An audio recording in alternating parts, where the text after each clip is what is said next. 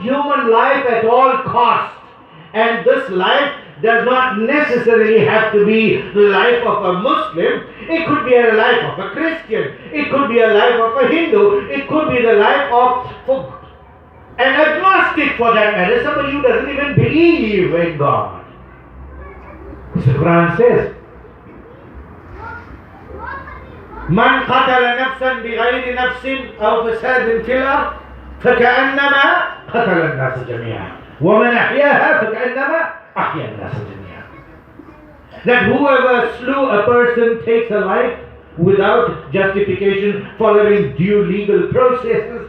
You know, it's like somebody murders someone, goes through a legal process and is found guilty and then sentenced to death. So God Almighty in the Quran is saying that whoever killed someone or slew someone or murdered someone without due justification or for spreading mischief on earth, it is as though he has killed the whole humanity, the whole human race.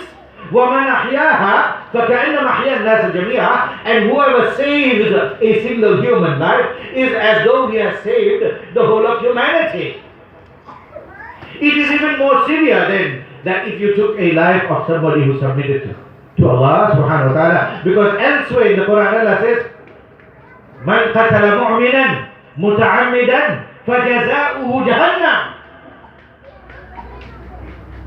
وغضب الله عليه ولعنه وعد له عذابا عظيما.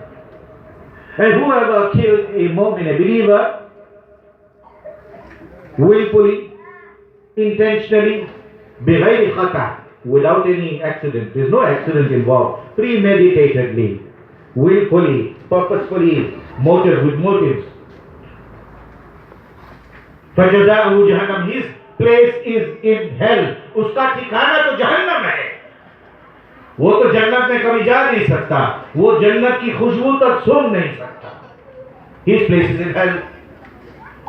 وغضب الله عليه, and Allah's wrath is upon such a person. ولعنه, and Allah's curse is upon such a person.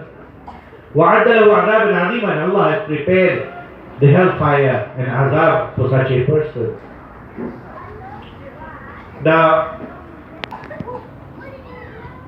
if you, I'm not going to take too much time. Okay. If you look, and you have to look at all of what is happening, these conflicts, intersectarian conflicts, you have to look at it in a broader sense. If you have a glance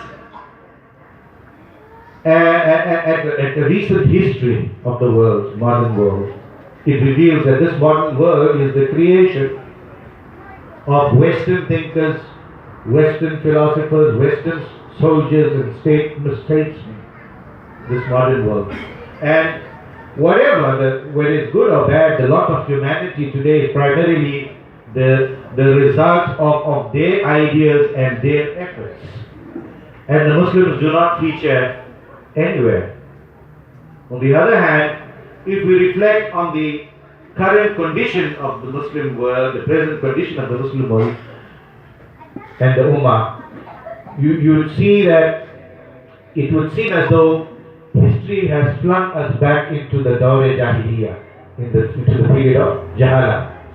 Because, and I'm saying this because all the social, moral evils and ills that were prevalent in the Dark Ages are deeply entrenched also in the society of today, isn't it? And you don't have to be a scientist to see and to evaluate and assess that the Muslim world is passing through a very critical phase in its existence. And we are confronted by many grave and dangerous and knotty problems. Now, this country in which we live, you say, as Muslims, doesn't matter what label you give yourself. We are not in Saudi Arabia. This is not Syria or Iraq or Sham or anything. This is South Africa. And South Africa has a constitution. It's a constitutional democracy. And this constitution gives everybody, there is a Bill of Rights, and it gives everybody the freedom of association and affiliation and freedom of worship and practice.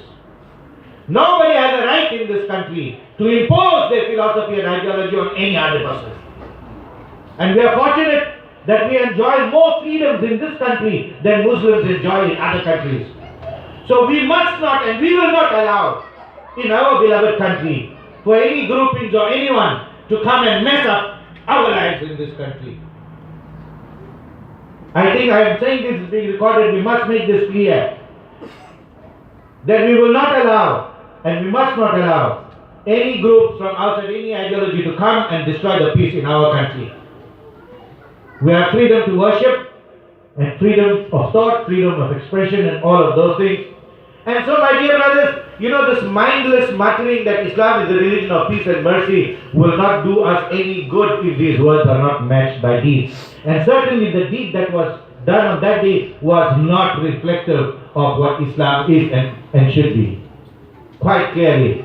And we must stop blaming others for our ills.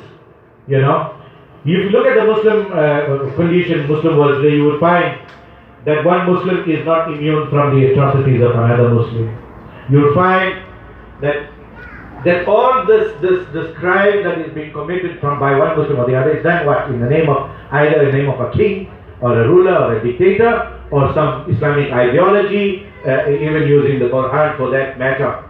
But the fact is that the Muslim world is not simply at war with the West. I think the Muslim world is more at war with itself. More Muslims are being killed by others who call themselves Muslims rather than non-Muslim. And that is indeed an indictment for the practitioners of Islam.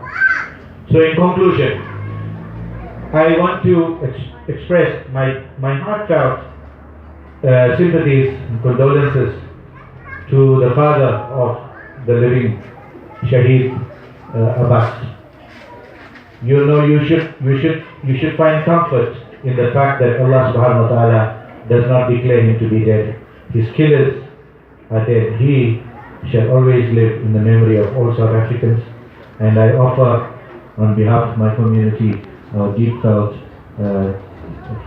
sentiments and feelings of sorrow to you and the family, and we hope that this will not ever happen again. We know one happened in Cape Town. I don't know the background of that one, but all I can say is that Muslims should feel free to practice whatever ideology they may have in our country. It's a beautiful country. We cannot afford to allow our personal differences to further polarize, because Islam stands for the collective welfare of all human beings. It stands for the collective growth of development of all humanity. And it is our job as Muslims, our task as Muslims, to give hope to non-Muslims. That was our job, to give hope to the rest of the society. But how can a community as that is so fragmented, so weak, and so and so violent towards each other, how can such a community that is divided give hope to the rest of humanity? May Allah subhanahu wa ta'ala bring our hearts together and closer for the benefit of mankind. Wa ma alayna.